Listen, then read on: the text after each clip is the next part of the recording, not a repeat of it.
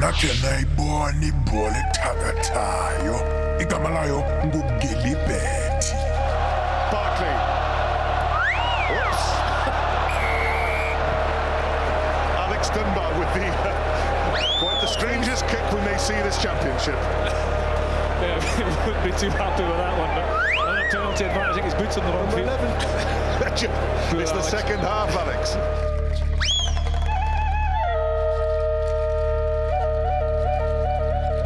uGilibert akanazigqibo uhamba nje. This is the Bulanis, believe it or not, featuring Gilibert. Oh, Alex Dunbar.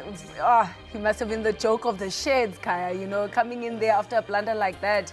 Alex knew exactly what he was doing. He posted, didn't want to sub him, and he said, I'm going to show you. Oh, guys, that is so horrible. But we're joined in studio by two very awesome young men. University of 48 captain Uzano Qwele and the University of the Western Cape captain Aiden Cupido. Both teams taking part, of course, in the Varsity Shield, and they now top of the table. UWC first, and the 48 Blues in second place. Gents, thank you so much for joining us today. We'll start off with you, Zanqolo. It's been sort of leading up to this time because you have been playing, your team has been playing so well over the last two seasons, semi-finalists in both seasons. What do you think is different about your team this year that's really pushing the envelope as far as your performance is concerned? Yeah, we've come a long way, and then we just have an amazing group of young guys who just really want to play. We want to get out there and showcase their talent, and we've worked hard on team spirit of the full staff, trying to build that team chemistry going. Yeah, so we've been having a good season so far, and we're working hard. And for you, Aiden, a traditionally very good team. You've been runners-up twice already. How did the preparation go for 2017's Varsity Shield? Well, for this year we have a very new team, a bunch of new guys. So we had a clean start this year. We gelled very nicely and we worked very hard on the field, and we're getting the results. Does it help that it's a bunch of new faces now? Do you feel that they're more hungry to get the results for your school? Yeah, look, I think there's only 5 guys that have played the Varsity Shield competition still in our squad, so everybody wants to strive to be able to lift that trophy at the end of the season. Sorry, Mots. How's the influence of having someone like Chester Williams as part of the management setup, coaching the young guys? Coach Chester has very high standards for us, and I mean that helps us at the end of the day to push to a higher level, and that's why we're getting the results that we are getting. When you started the season from the beginning, Zanqolo, what were some of the goals that you set for E48 Blues? Yeah, you know, obviously we want to win ultimately the whole competition, but we just decided we were going to take it game by game. You know, the first game was Wusu, we lost that one, and then it was sort of a wake-up call. You know, so it has been a roller coaster for us, but we've managed to stick to our guns and get the results. Let's talk a little bit about that Wusu game, because then all of a sudden things turn around in your favor as E48 Blues, because Walter Sisulu University ended up being docked points, and that their victory was turned around to a bonus point victory for you, and now essentially because of their blunder, like Alex, you get to host a home semi-final. What were the team's thoughts when you found out the news? You know, we saw it coming because we know each other. We're from the same area. You guys told on there. They swapped players, and then somebody said something to somebody. Both companies got their own auditors, so they picked it up, fortunately for us. And then it meant a win for us. And then suddenly we were on a home semi-final thing. Come on, we were guaranteed a home semi-final, and we were on number 2. So it worked out well for us at the end, even though we lost the game. It counts as a win for us, and we'll take it. You have to now. You have to. It's a home semi-final, and you know I've been to Alice a couple of times, and what I've always loved is the support, the way the supporters come out in their numbers. Is it still that big party? Alice? It is bigger this year because we're getting the results, and the people are coming. You know, they've never given up on us. We've had bad seasons, the last season and the previous one. You know. So, but the people have been behind us, the students, and always on the Monday night they're there, packed. You know, they don't even have a place to sit because we don't have a well-built stadium. But people will still go there. You know, they love us so much. Do you guys feel though, because you have so much support at home and obviously the atmosphere, the vibe is that high, it makes it a little difficult to leave home and perform outside of Alice? I think it would be the correct explanation for this season because we've performed badly away. I think we've lost 2 out of 3. You know, so I think the guys are more comfortable playing in front of their home crowd and having that support, people pushing them. You know, so. Aiden, how's the support been for UWC at home? We've had a lot of numbers coming out to watch us. All 3 of our home games, we've come out victorious. So since the first game, we had CPT at home. It was a tight game for us, but we pulled it through. And since then, our numbers have started increasing and more supporters.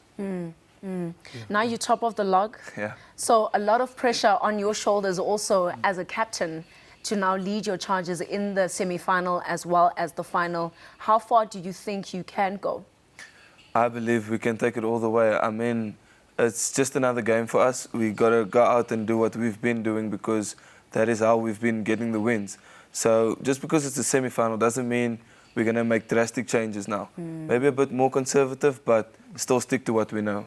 Well, let's take a quick look at that log. And it is the 2 gentlemen in studio, of course, that are sitting pretty at the top. Aiden's UWC only having lost 1 game this season. Forte coming in 2nd place with 20 points. And that, of course, also courtesy of the change in fortunes as far as the docking of points for the Walter Sisulu University, who still snuck into the semi-finals. They will take on UWC in the first final. Forte Blues will host the UKZN Impies, a team that you lost against Zanokolo in the round-robin stage. Yeah, you know. Pressure. Pressure. But this time around, we're playing at home in front of our home ground. We've had a good run at home, so we're very confident. And we know we owe it to ourselves to win this home semi-final. And we still believe that we should have won that game in Durban. But under unfortunate circumstances, we lost it. But you know, we still haven't forgiven ourselves. So the guys are very angry. They want revenge. Yeah, pumped for this game. Yeah. Quick one, Aiden. Who do you prefer in the final, Forte or Wosu? Preferably Forte. Because they travel badly, no? They beat us when we went down to them there at Alice, so it'll be a bit of redemption for us, especially in the final. I feel that will be the best game for the Varsity Shield and the best representation of running rugby.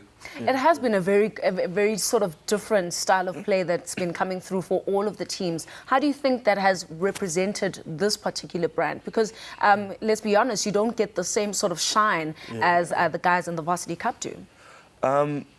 Like you said, you don't get the same sort of shine, but the guys still play to the same principles.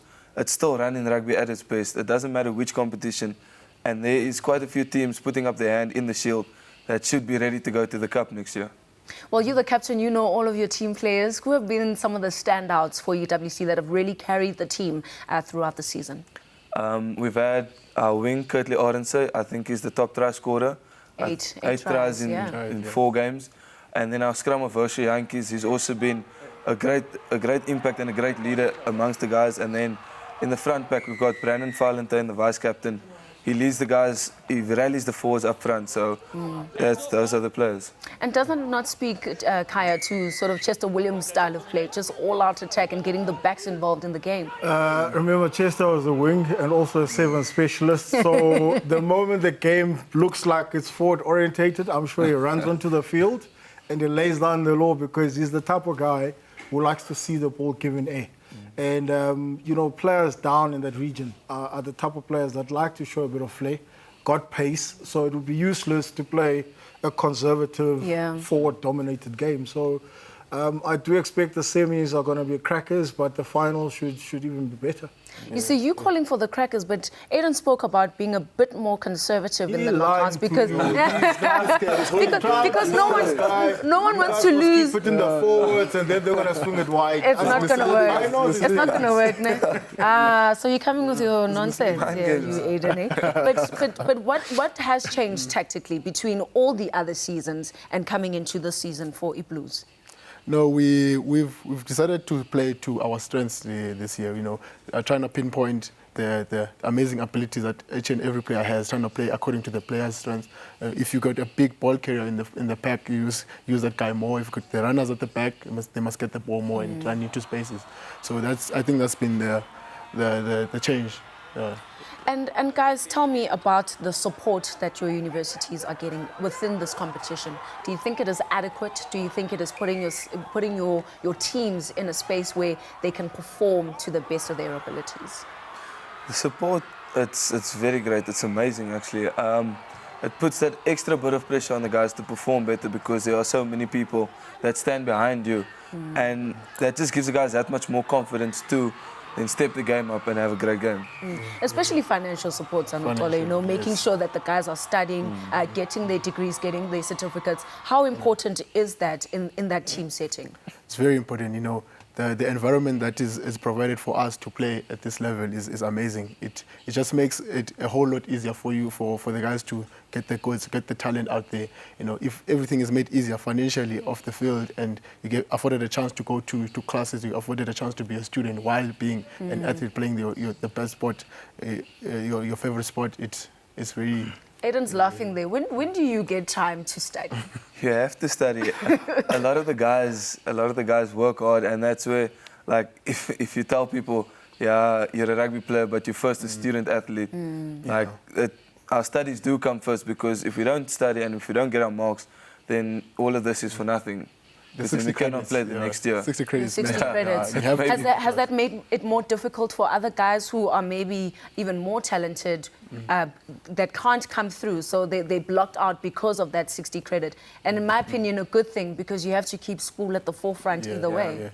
Has it made it difficult for other guys to get through? It's kind of difficult for guys who overcommit to their rugby, guys who've got provincial commitments. So you have to juggle that schoolwork and varsity rugby and union. So it poses a challenge, but if you want it that bad, you must make the time, because Varsity Cup is the ultimate platform for you to showcase your career, so your talent. So you have to get that 60 credits. You have to make time. Aiden, what has been your favorite game of the season? My favorite game was actually yesterday when we took on Walter Sisulu at Walter Sisulu. The crowd was unbelievable, and they just kept on coming, and for us to go there, they are unbeaten. So for us to go there and, give it to them good, the game before the semi puts us in a good space. And does that not sort of, I don't know, leave things in limbo, because now you have to face them in the semi-final again? Yeah, look, we've exploited their weaknesses, and I'm sure they're going to go back and change a lot. And they now know our strengths, but I would have rather had that than play maybe UKZN that we've played 3 weeks ago. So now we're well prepared. Now we just have to focus on ourselves again. Yes. Because we know what they can bring to the party. And for you, Zanotolo, what's been your favorite game of the season?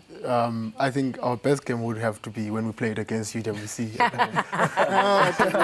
It was we by a point. That was very close, eh? It was a tough game. It was very close. A win is a win. They tried to come back. They tried to come back, but yeah, we had them down until the end. It was a good game for us. I think it was the best game for each and every player there. It was a team effort. Coming from a loss against Wusu, it was a bit uncertain of what's going to happen in the season, and we needed the win just to pick each other up. Well, gentlemen, congratulations to you both, and all the best with your semi-finals, and hopefully we'll see these two teams in the finals, and then it's anyone's guess who will lift the trophy. But congratulations, yeah. Keep on my pass, Alice. So don't let Kaya down. Zankol has got a lot of pressure. Shame, he's dealing with a lot. Kaya, let that guy be. Let him be. So these are the two teams at top of the table as far as the Varsity Shield is concerned, and certainly doing really, really well to represent the kind of style that South Africans want to play moving forward in rugby. But two other men that are doing really well is, of course, on the HSBC Sevens World Series circuit. We're headed to Hong Kong from the 7th to the 9th of April. And as far as the try-scoring charts are concerned, 244. They are tied. It is Dan Norton and Collins Njera, and that number will probably continue to rise and rise.